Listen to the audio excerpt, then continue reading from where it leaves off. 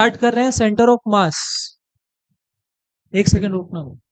Short में आप इसको सीओएम बोल सकते हो, है ना। देखो, एक चीज का ध्यान रखिए बेटा, सेंटर ऑफ मास में इस चैप्टर को पढ़ने के बाद अगर मैं इसका इंट्रोडक्शन दूं, इस चैप्टर को पढ़ने के बाद आपका मोशन पढ़ना बहुत आसान हो जाता है, right.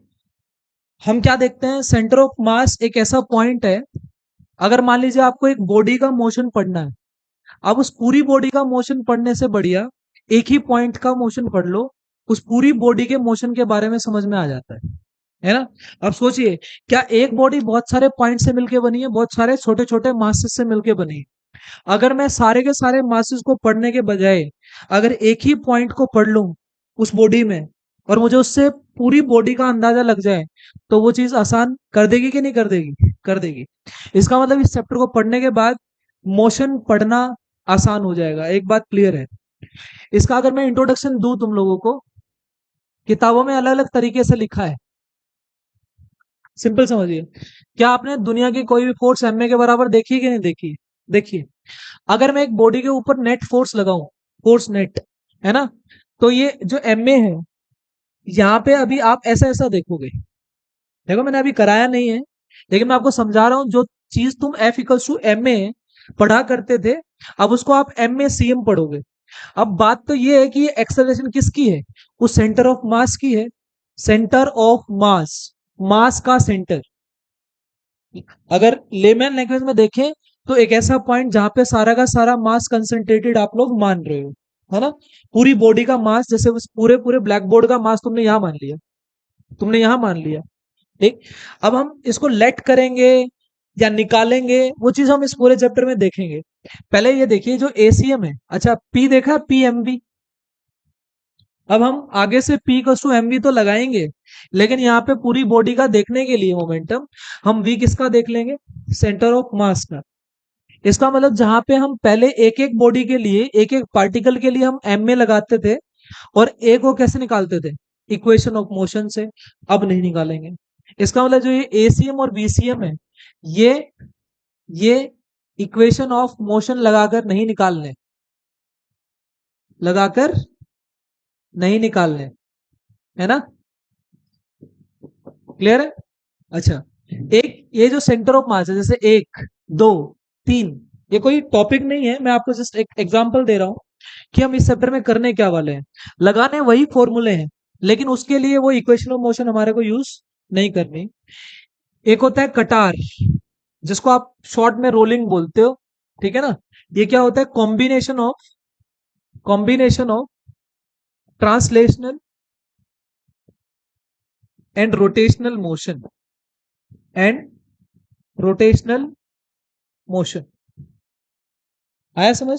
So combination of translational and rotational motion, meaning आपकी बॉडी सीधा सीधा चल रही है और साथ में घूम भी रही है, और ऐसे केस में सबसे बड़ा रोल किसका चला जाता है? सेंटर ऑफ मास का। अगर आप घूमती हुई बॉडी मान रहे हो, सोचो, मैं एक एग्जांपल दे रहा हूं, मान लीजिए ये पहिया घूम रहा है, क्या तुम्हें ऐसा लग रहा है ये पहिया जब यहां जाएगा तो क्या ये पॉइंट यहां जाएगा? इसका मतलब अगर मैं इसको सेंटर ऑफ मास मान लूं, तुम बॉडी को घूमता हुआ ना मान के तुम ऐसा नहीं मान सकते कि ये सीधा चल रहा है। इसका मतलब सेंटर ऑफ मास मोशन के दौरान सबसे आसान रास्ता चूज करता है। क्या बोला मैंने?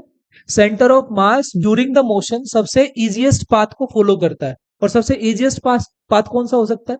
सीधा, स्ट्रेट लाइन। तो centre of mass follows easiest path, easiest path. Therefore centre of mass की पढ़ाई करना इज फार इजी कि हम पूरी बॉडी को पढ़ें उसके कंपैरिजन। बात समझ में आ गई? तो एक्चुअल में सेंटर ऑफ मास का इंट्रोडक्शन समझ में आया। सबसे पहले सेंटर ऑफ मास की डेफिनेशन लिखते हैं। सेंटर ऑफ मास उतार लीजिए उसको फटाफट, लिखिए। That point is that point which defines which defines translational motion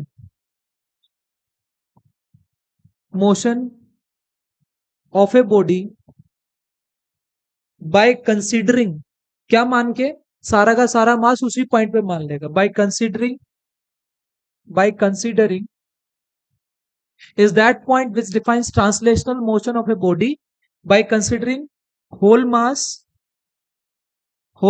concentrated at that point. At that point. समझ में आ रहा है? सो सेंटर ऑफ मास एक ऐसा पॉइंट है जहां पे आप सारा का सारा मास कंसेंट्रेटेड मानते हो. सही है. अच्छा, इस चैप्टर को ना हम कॉन्सेप्ट वाइज करेंगे. Concept number 1, concept number 2, concept number 3, in that way. सबसे पहले जिसने ये लिख लिया उसको लिखना बंद करें और यहां देखें एक बार. अब पेन छोड़ दो, लिखा है नहीं लिखा मैं टाइम दूंगा. कॉन्सेप्ट नंबर 1 में क्या है? जैसे मान लीजिए आप ये कार्टेशियन प्लेन मैंने ले लिया, ये y, ये क्या है x, और मैंने कोई भी एक रैंडम बॉडी किसी भी शेप की या मान ली, है ना. आपको क्या लगता है, क्या इसके अंदर बहुत छोटे छोटे पार्टिकल्स होंगे और जिनका मास इस तरीके से ये ये ये, क्या मैं इसको मान लूं m1, m2, m3, m4, mn, n particles है इसके अंदर, है ना, m6. आपको क्या करना है, हर पार्टिकल की पोजीशन माननी है. क्या मैंने आपको वेक्टर पढ़ाया था बिना डेरिवेशन के. चैप्टर कैसे किया जाता है यहां से देखो. मैंने ये ओरिजिन माना. आपको पता है हर चीज की पोजीशन ओरिजिन से देखी जाती है. आपने क्या किया, इस m1 की पोजीशन मान ली यहां से r1 वेक्टर, m2 की क्या मान ली r2 vector. It is a vector, then put sine vector, है ना. देन ऐसे ही m4 वेक्टर, r4 वेक्टर, है ना. ये कौन है, mn vector, and so on, rn vector. इसका मतलब मैंने सभी पॉइंट्स की, सभी पार्टिकल्स की पोजीशन कंसिडर कर ली. कहां से, ओरिजिन से. अब मैं क्या देखना चाह रहा हूं, मैंने मान लिया कि मेरा वो जो पॉइंट है ना जिसकी मैं बात कर रहा हूं, जहां पे सारा का सारा मास कंसंट्रेटेड है, वो यहां है, ये सेंटर ऑफ मास है. और मैं इसकी पोजीशन मान लेता हूं RCM. क्या मान लेता हूं, तो मैंने ये जो RCM वेक्टर माना है, ये पोजीशन मानी है किसकी, सेंटर ऑफ मास की फ्रॉम ओरिजिन. सही है. देखो, आप कितना मर्जी राम गाथा इसमें कथा पढ़ लो, आपके सवाल होने ही नहीं से. ठीक है.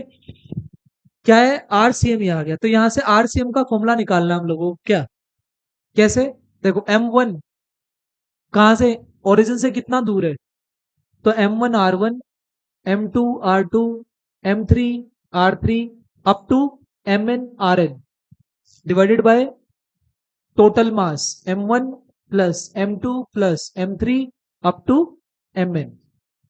सही है. क्या मैं मान लूं इस पूरी बॉडी का मास कैपिटल M है, इसका मतलब क्या, सारे मास मिलके m बना देंगे कि नहीं बना देंगे, बना देंगे. देखो, यहाँ पे सबसे इंपॉर्टेंट चीज क्या है, ये जो r1 r2 है, दीज आर डिस्टेंसेस. मैं अभी आपको दिखाऊंगा लाइव एग्जांपल जब आप क्वेश्चन सॉल्व करेंगे. बहुत सारे बच्चे यही भूल जाते हैं R1 R2 है कौन. जो बिल्कुल फ्रेशर हो, जो 11th क्लास वाले बैठे हैं, स्टार्टिंग में जब करोगे तो R1 R2 में कंफ्यूजन क्रिएट होती है. So these are from distances of masses from origin.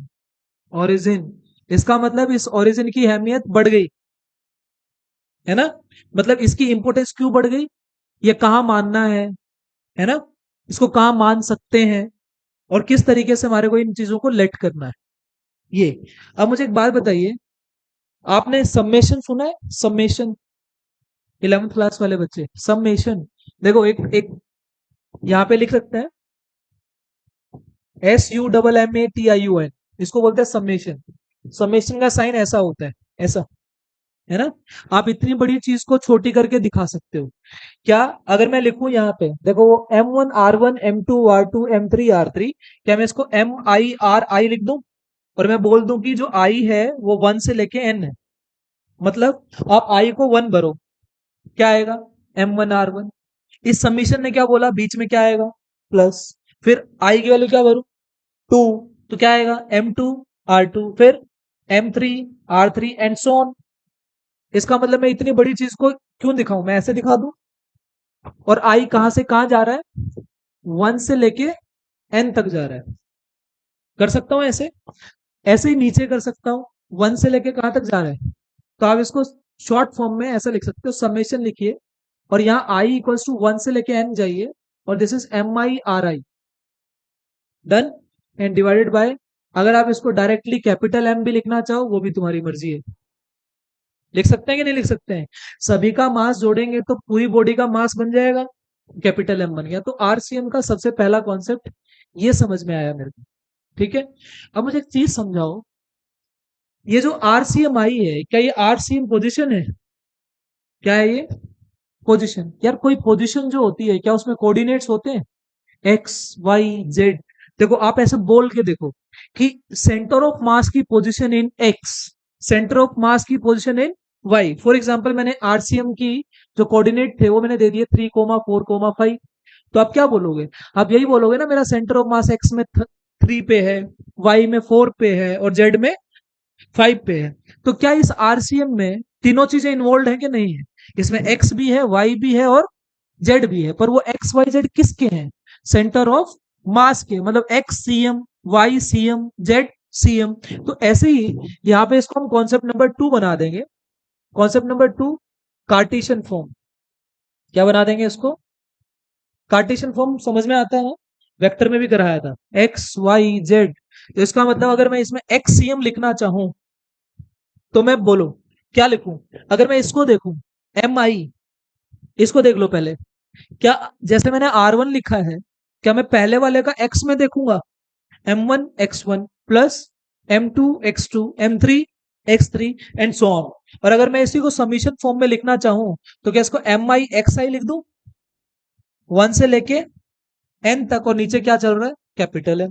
ऐसे ही क्या मैं वाई सी एम भी लिख सकता हूं, बोले क्या आएगा, एम आई वाई आई 1 से लेके डिवाइडेड बाय कैपिटल एम, और जेड सी एम कितना आएगा, M I Z I divided by 1 से n capital M. So this is how the position of center of mass represented in the Cartesian form in x and y and z. You do remember this RCM includes all. इसमें कौन कौन आता है, XCM भी आएगा, YCM भी आएगा और ZCM भी आएगा, और अगर हम उनको अलग अलग करके दिखाना चाहें तो आप ऐसे दिखा सकते हो। बात समझ में आ गई? देखो जिसको ये चीज में याद करने में प्रॉब्लम हो रही है, ये रहा M1 x1 M2 x2 M3 x3, इस तरीके से भी आप याद कर सकते हो, सही है ना। उतारिए इसको किताब, बेटा आप इसको ये जो आरसीएम आई है ना, आप इसको ये भी लिख सकते हो, ये कोऑर्डिनेट्स हैं, कोऑर्डिनेट्स, कोऑर्डिनेट्स ऑफ किसके, सेंटर ऑफ मास के फ्रॉम ओरिजिन।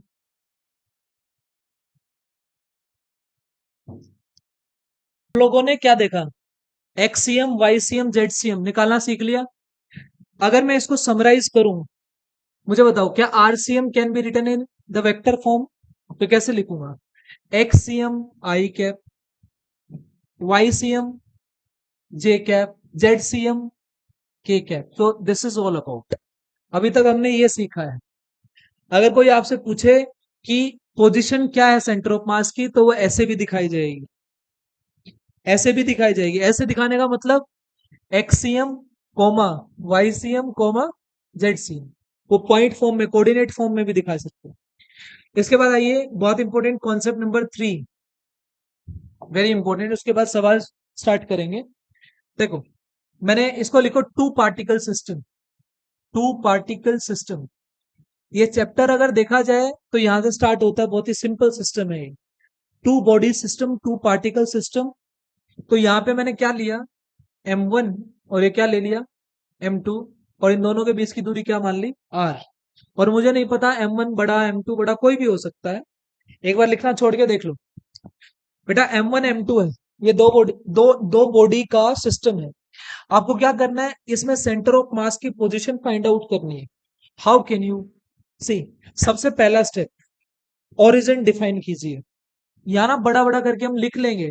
स्टेप नंबर 1 हम क्या करते हैं, सुन लेते हैं उसको, बाद में वो स्किप हो जाता है। मैंने बोला है ओरिजिन से स्टार्ट करना है, मतलब एक बॉडी को तुम ओरिजिन पे मान लो। अगर तुम ओरिजिन वैसे कहीं भी मान सकते हो, लेकिन अगर तुम एक बॉडी को ओरिजिन पे मान लोगे तो सिस्टम जो जो प्रॉब्लम है वो आसान हो जाती है।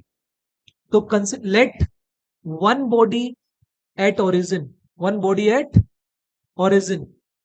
मैंने क्या किया, मैंने इसी को ओरिजिन पे मान लिया। मैंने मान लिया ये 0,0 पे, ये ओरिजिन है। और इन दोनों के बीच की दूरी कितनी है, आर। मैंने क्या देखा, मैंने मान लिया सेंटर ऑफ मास यहां है। कहाँ है, ये रहा सेंटर ऑफ मास। सही है। अगर मैं आरसीएम लिखना चाहूं, सोचो, क्या मैं इस सेंटर ऑफ मास की दूरी यहां से R1 मान लूं? वो R1, ये R2 अब अलग है।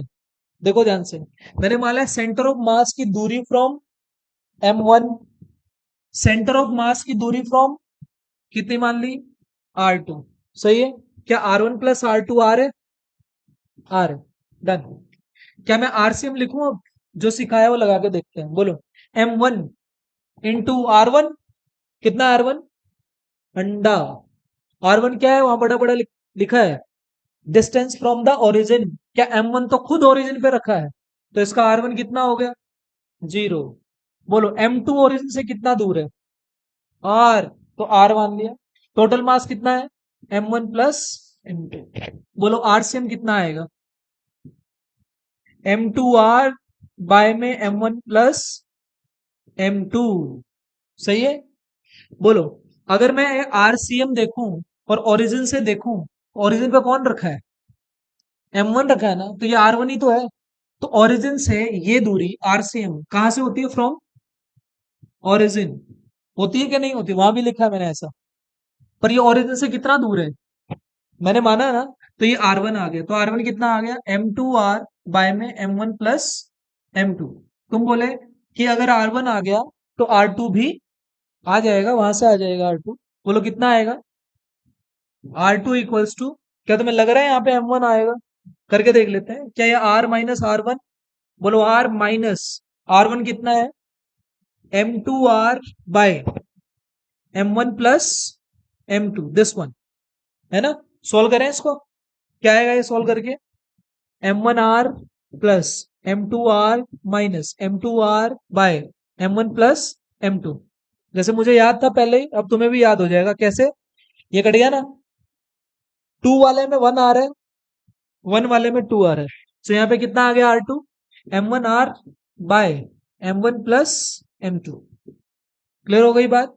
सो this is M1R by M1 plus M2। लिखिए इसको फटाफट। देखिए भाई, अभी ये कॉन्सेप्ट सीखने के बाद यहाँ पे नोट बना के 2 पॉइंट लिखेंगे, बल्कि तो नहीं लग रहा, डायरेक्टली लिखवा रहा हूँ। क्या है, 1, अगर मैं मान लू M1 M2 दोनों सेम है, क्या तुम्हें ऐसा लग रहा है अगर दोनों मास सेम हो जाए तो सेंटर ऑफ मास बिल्कुल सेंटर पे ही आएगा, नहीं। अगर दोनों बॉडी सेम मास की है तो सेंटर ऑफ मास बिल्कुल सेंटर पे आएगा। आप इसमें भर के देख लो, M1 M2 को क्या भर लो, M, तो आपको क्या दिखेगा, R1 R2 सेम आ जाएंगे और कितने आएंगे, R बाय 2 आएंगे। इसका मतलब दोनों बॉडी के बिल्कुल सेंटर। डन। सेकंड, यहां लिखना जो आरसीएम होता है, आरसीएम, ये is inversely proportional to M। ये बहुत इंपॉर्टेंट है, ये आगे भी आएगा, अभी के लिए लिख लो। मीनिंग, जो सेंटर ऑफ मास है वो हैवियर बॉडी के पास लाई करता है। सोचो, अगर ये M जितना हाई होगा, आरसीएम उतना पास होगा, आरसीएम उतना कम होगा। इसका मतलब जो जितनी बॉडी हैवियर होगी उसके पास वो लाई करेगा। तो मैंने क्या लिखा, centre of mass lies nearer to heavier mass, heavier body, है ना। अभी के लिए लिख लो। मुझे एक बात बताइए, क्या मैं यहां से ऐसा लिख सकता हूं क्या कि R1 bye R2 equals to M2 bye M1, हाँ या ना। क्या मैंने प्रोपोर्शनलिटी से फॉर्मूले बनाने सिखाए थे, ये उल्टा है ना एक दूसरे का। तो मैंने क्या लिखा, R1 bye R2 M2 bye M1। Done. क्या मैं यहां से M1 R1 equals to M2 R2 लिख सकता हूं क्या, this one, M1 R1 equals to M2 R2, ये लिख दिया मैंने। तो मुझे एक बात बताओ, क्या मैं इस डिब्बे से भी कुछ और लिख सकता हूं, MR कांस्टेंट। देख लो कितने मीनिंग समझा दिए मैंने। ऐसे से ऐसा लिख सकते हैं, ऐसे से ऐसा लिख सकते हैं, ऐसे को ऐसा लिख सकते हैं। जैसे मैंने कहा कि XY कांस्टेंट, कभी भी ऐसा हो तो समझ जाना X1 Y1 equals to X2 Y2 होता है। जैसे मैंने बोला मैंने आपको शायद समझाया भी था, अभी फिर आएगा, मोमेंटम का कंजर्वेशन आएगा। याद करो मैंने न्यूटन का सेकंड लॉ समझाया था, F equals to D P by D T, और वहां पे मैंने कहा था एम वी कॉन्स्टेंट। अगर एम वी कॉन्स्टेंट हो तो मतलब M one V one equals to M two V two, इसका मतलब पहले वाला मोमेंटम और दूसरे वाला मोमेंटम सेम।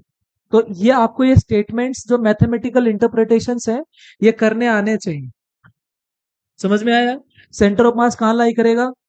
हैवियर बॉडी के पास, R one by R two, M two by M one R one, इस तरीके से हमने सॉल्व किया। कोई प्रॉब्लम यहाँ तक? जल्दी से उतारिए और क्वेश्चन लिखिए।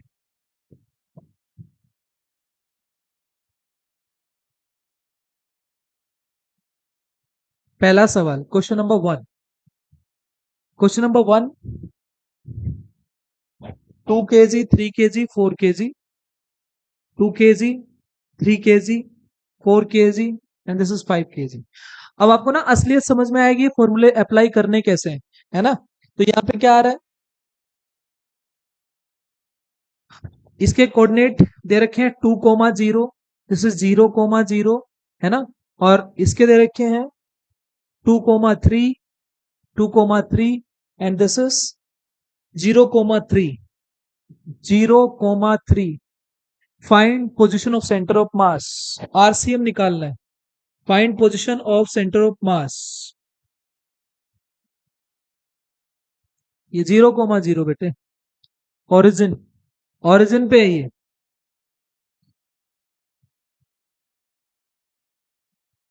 मैं कराऊं? पहला सवाल, कौन आ रहे हैं, एक्स और वाई आ रहे हैं कि एक्स वाई जेड आ रहे हैं? आपको ये जो फॉर्मूले दिख रहे हैं इसमें एक्स और वाई दिख रहा है ना, तो एक्ससीएम निकलेगा और कौन निकलेगा, वाई सी एम। एक्ससीएम निकालिए पहले, बोलो एम वन कितने मास हैं, 4। पहले वाला मास देखो, देख लो इधर, एम वन कितना है, 2। इसका एक्स कोऑर्डिनेट मतलब ओरिजिन से कितना दूर है, 0, प्लस 4, ये 3। 3 कितना दूर है एक्स में, अरे एक्स में, तो 3 × 2 प्लस 4 कितना दूर है एक्स में, 2। ऐसे ही 5 कितना दूर है, टोटल मास कितना आ रहा है, 2, 3, 5, 4, 9, 5, 14, तो ये 14 आ गया। सही है, ये आ गया। सोल्व कर दो इसको, कितना आ गया ये, 6 + 8/14, तो 14/14, दिस इज 1। आ गया, डन। क्या ऐसे ही YCM भी निकाल सकते हो? वाई देखो, इस 2 kg का वाई देखो कितना है, 0। 3 kg का वाई 0, प्लस, देखो अभी बहुत सिंपल सवाल है। आगे ऐसा भी हो सकता है कि ये कोऑर्डिनेट तुम्हारे को लिखने पड़े। अभी मैंने लिख के दिए, अभी मैंने कोऑर्डिनेट्स लिख के दिए, लेकिन ये कोऑर्डिनेट्स आपको भी लिखने पड़ सकते हैं। ऐसे ऐसे सवाल का लेवल बढ़ता चला जाएगा। सो यहाँ पे 3 × 0, आगे 4 × 3, 4 × 3, 5 × 3, ये तो दोनों 0, डिवाइड बाय टोटल 14 ही है, 4 × 3 = 12, ये कितना है 15, तो मेरे ख्याल से 27, तो 27/14। नाउ अब आपको फाइनल आंसर कैसे देना है, जो आरसीएम देना है, आरसीएम जो हमने पूछा था, आप कैसे लिखोगे, 1,27/14, दैट इज योर आंसर। आपको आंसर ऐसे लिखे मिलेंगे कि एक्स में कितना है 1 और वाई में कितना आया 27/14, so you need to represent in the coordinate format, so that is 1,27/14। Is it clear? Done. Next question. अच्छा एक चीज और ध्यान रखना, शायद मैंने यहां लिखवाई नहीं, ये देखिए, ये 2 पार्टिकल सिस्टम है ना, आपने देखा 2 पार्टिकल सिस्टम का सेंटर ऑफ मास, उनकी उनको जो लाइन जोड़ रही है उसी के ऊपर लाई कर रहा है। क्या बोला मैंने, ध्यान से सुन लो स्टेटमेंट। 2 बॉडी 2 पार्टिकल सिस्टम अगर है तो उसका सेंटर ऑफ मास उन दोनों बॉडी को जोड़ने वाली लाइन पर ही लाई करता है। तो centre of mass of 2 particle system lies on the line joining the 2 bodies. लिखिए लाइन, नोट बना के लिए लिखो इसको, center of mass of 2 particle system of two particle system always lies on line joining the two bodies. Joining the two bodies. सही है, काफी important है, ध्यान रखना है इसको। उसके बाद नेक्स्ट क्वेश्चन कीजिए।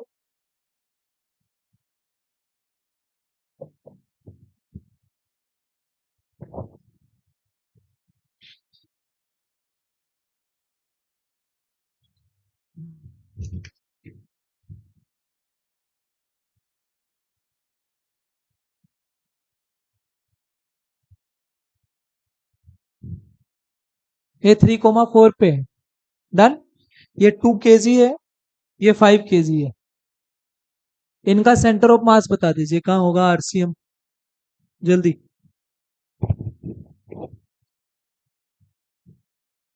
मीनिंग समझते हो ना 3,4 का, रोहन?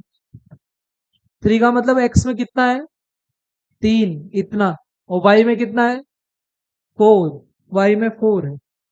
एक्सियम कितना आया, 2 × 0 प्लस 5 × 3/7, तो 15/7।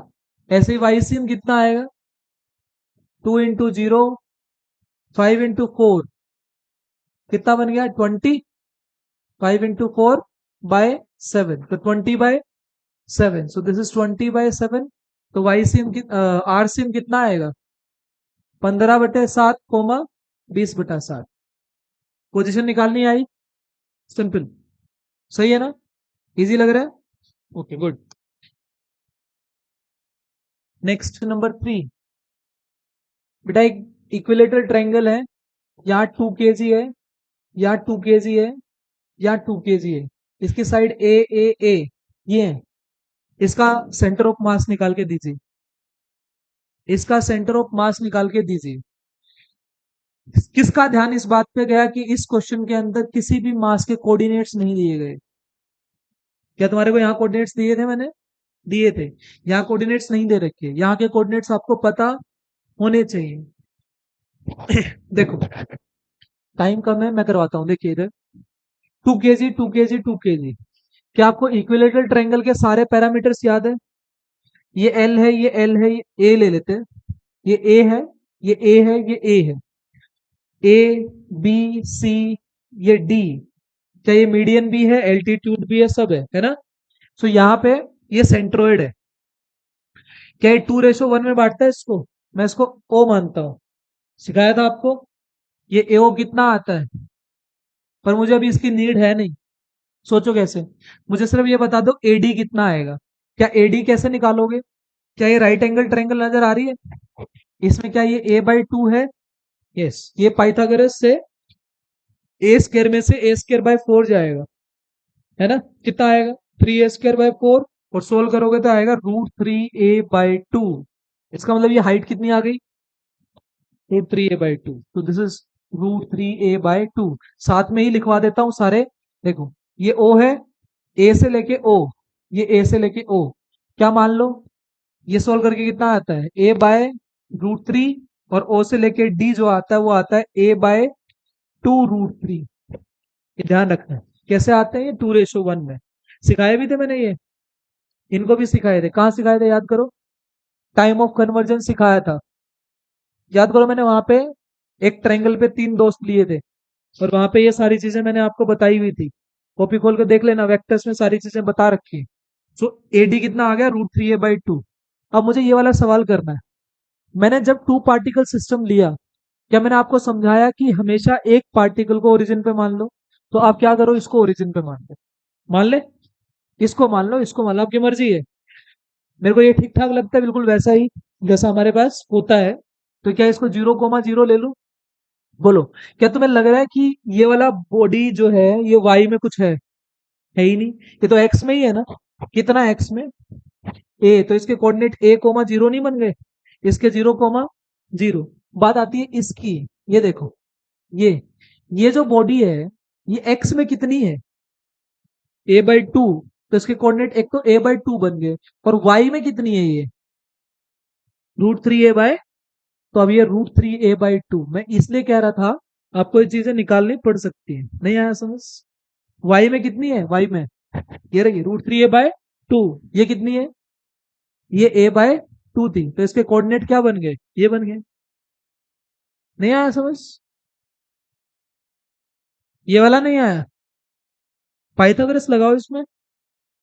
a² - a² / 4 का अंडर रूट कितना आएगा? तो ये हाइट आ गई। डन। क्या मैं एक्सियम निकाल सकता हूं अब निकाल लो। कोऑर्डिनेट आ गए सारे, करना। एक्सियम कितना आएगा? 2 वाला कितने पे है? 0 पे। ये वाला कितने पे है? a पे। और ये वाला 2 कितने पे है? a/2 पे। टोटल मास कितना है? 6। तो ये 0 हो गया। ये 2a है ना? ये कितना है? ये कट गया, तो 3a/6 कितना आ गया? a/2 आ गया। डन।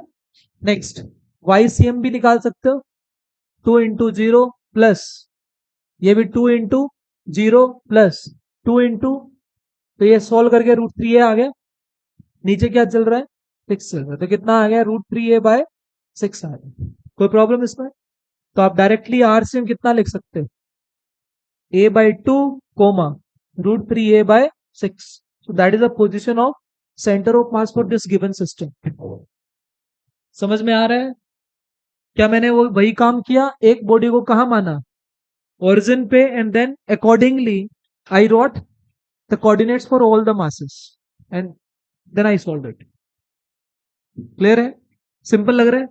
कुछ भी नहीं है इसमें। XCM, YCM, ZCM घर जाके देखोगे, समझ में आएगा। X coordinate, Y coordinate, X coordinate, Y coordinate question में दिए भी जा सकते हैं और निकालने भी पड़ सकते हैं, देन क्वेश्चन करना पड़ सकता है।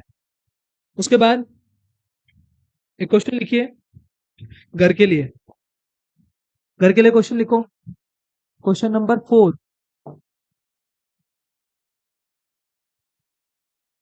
इसकी साइड कितनी मान ली मैंने? ए।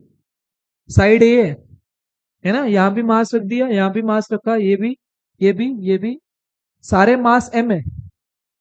m m m।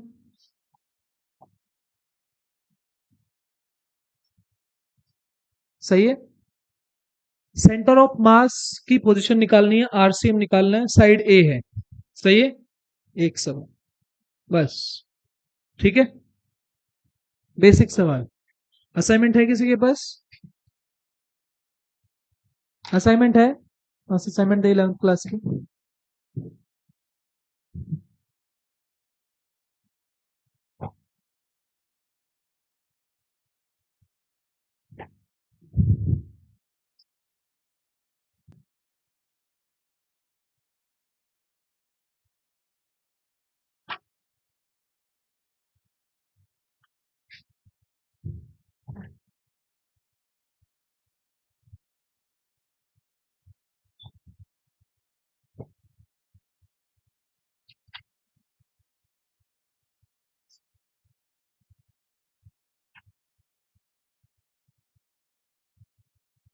Question number 1 to 17 सारे नहीं होंगे, जितने हों करके आने। जैसे कुछ क्वेश्चन है इसके बीच में नहीं होंगे जो। ठीक है, क्वेश्चन नंबर, पेज नंबर है 98, पेज नंबर 98 पे। ठीक है, क्वेश्चन नंबर 1 to